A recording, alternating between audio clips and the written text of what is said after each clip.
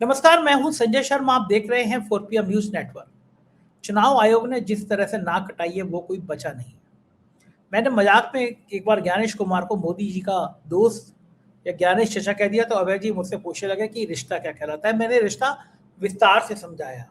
चलते हैं अभय द्विवेदी जी के पास। इस कमजोर होते लोकतंत्र पर चर्चा करते हैं और समझने की कोशिश करते हैं कि क्या कहते हैं। नमस्कार, मैं हूं संजय शर्मा। आप देख रहे हैं 4PM न्यूज नेटवर्क। अभय जी, चुनाव आयोग बिल्कुल गुस्से में। ज्ञानेश अंकल को बड़ा गुस्सा आ गया। एक लेटर वायरल हो गया। उस लेटर के बारे में कुछ लोग कह रहे हैं सही है, कुछ लोग कह रहे हैं गलत है, लेकिन चुनाव आयोग का एक अधिकारी सस्पेंड हो गया। बीजेपी की मोहर लगी हुई है। अब वैसे तो सब लोग कह रहे हैं कि ज्ञानेश अंकल के माथे भी लगी है, ज्ञानेश चचा के माथे पे ही मोदी जी की मोहर लगी है, लेकिन धड़ाधड़ पुलिस नोटिस दे रही है कि भैया जिन जिन्होंने ट्वीट किया ये विनाशकाले विपरीत बुद्धि। या फिर हंसेंगे, लेकिन मैं फिर कहूंगा जब बुरा वक्त आता है तो ऊपर पर बैठे आदमी को कुत्ता काट लेता है। ये चिट्ठी चुनाव आयोग की। आप लोगों को चचा फौरन बना लेते हैं। आपने ट्रम्प को भी चचा बना लिया और आज भाई है आपने ना, ज्ञानेश जी वो को चचा मोदी बना जी के लिया। मोदी ट्रम्प तो मोदी जी के बड़े भाई हैं और ये मोदी जी के हाँ, छोटे भाई हैं, तो रिश्तेदारी हो गई आप ना। चचा हुए, इस ज्ञानेश लिहाज से से आप लेकर चचा हुए। ट्रम्प तक का सफर। तो मुझे लगता है कि जब वो इजराइल को फादरलैंड बना सकते हैं तो मैं चचा तो बना ही सकता हूँ ना। तो ये जो है, ये मोहर का क्या मामला है चुनाव आयोग का, समस्या समझ में नहीं आ रही है। देखिए, ये मैंने भी इस सवेरे से इस पे थोड़ा सा गौर किया है और मेरे पास कुछ सवाल है इस मामले में। आपकी इजाजत हो तो मैं उन सवालों को रख सकता हूं जी आपके बिल्कुल सामने। बिल्कुल बिल्कुल बिल्कुल। देखिए, पहला सवाल तो ये है कि ये मार्च के महीने में 2019 को ये खत चुनाव आयोग ने लिखा था। इतनी पुरानी बात है। 2024 का चुनाव और हो गया बीच में, है? मार्च 2019 को ये खत लिखा गया था और इस खत के नीचे दस्तखत हैं तत्कालीन तभी चुनाव आयोग के जो सेक्रेटरी थे मिस्टर भूतिया, उनके दस्तखत हैं। उनके KN भूतिया या NK भूतिया, उनके दस्तखत हैं उसमें। और फिर उस पर कोने में एक पीले रंग की मोहर लगी हुई है जो कि केरल बीजेपी की मोहर है। और उस खत को पढ़ने से जाहिर है कि वो देश में सभी जितने भी प्रदेशों में चुनाव आयोग के प्रतिनिधि हैं, CEO हैं वगैरह, उन सबको भेजा गया है। देश की हर राष्ट्रीय पार्टी को भेजा गया है खत वो, और देश की हर राज्य स्तरीय पार्टी को भेजा गया है। इसका सीधा मतलब है कि जो खत, जो कॉपीज, जो उसकी प्रतियां इन सब लोगों को भेजी गई हैं, उनमें वो केरल वाली मोहर, केरल बीजेपी की मोहर नहीं होगी।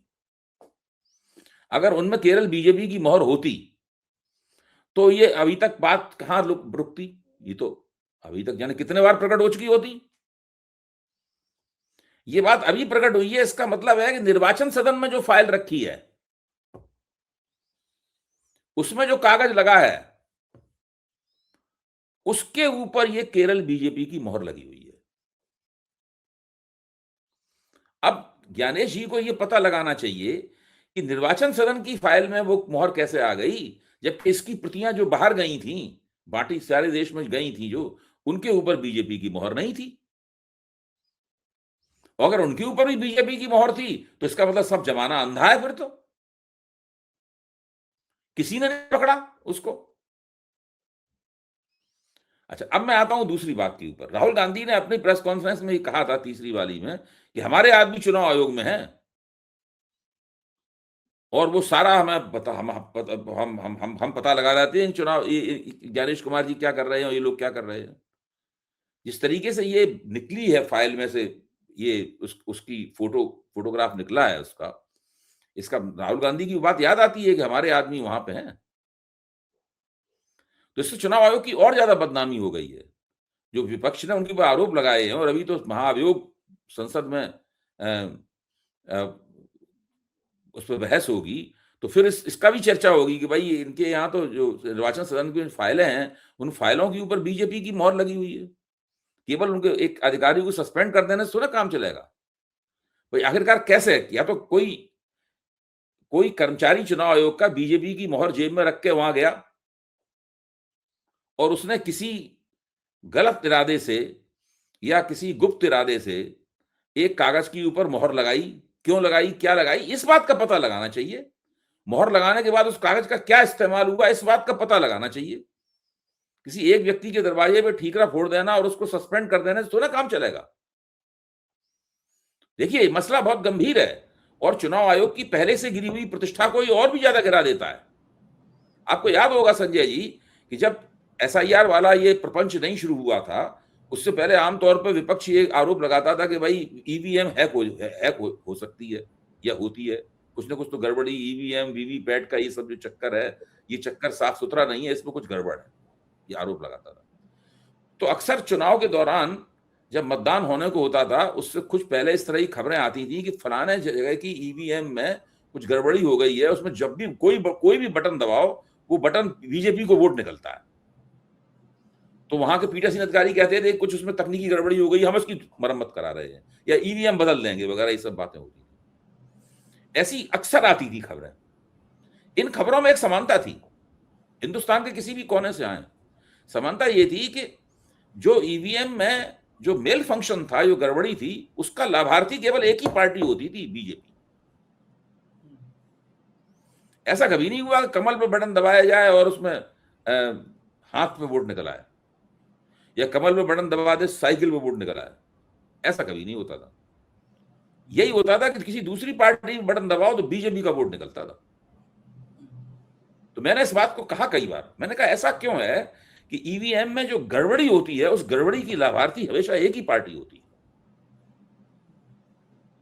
ये भी एक है मसला, इसको मेरे ख्याल से विपक्ष के सांसदों वगैरह को जब महाभियोग पे बहस हो तो उसमें उठाना चाहिए। उसके साथ ये मसला और जुड़ गया कि निर्वाचन सदन की फाइलों में जो कागज लगा हुआ है उसमें बीजेपी की मोहर है। ये मसला बहुत गंभीर है और ये चुनाव आयोग के खिलाफ जो महाभियोग चलने वाला है वो उस महाभियोग की धार को और तीखा कर देता है।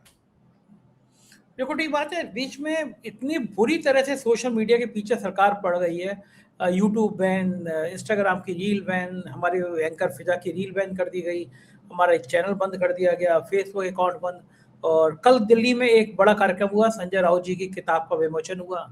मंच पर टीएमसी के दो सांसद थे, कपिल सिब्बल जी थे, अरविंद केजरीवाल था, मैं था, संजय सिंह जी थे।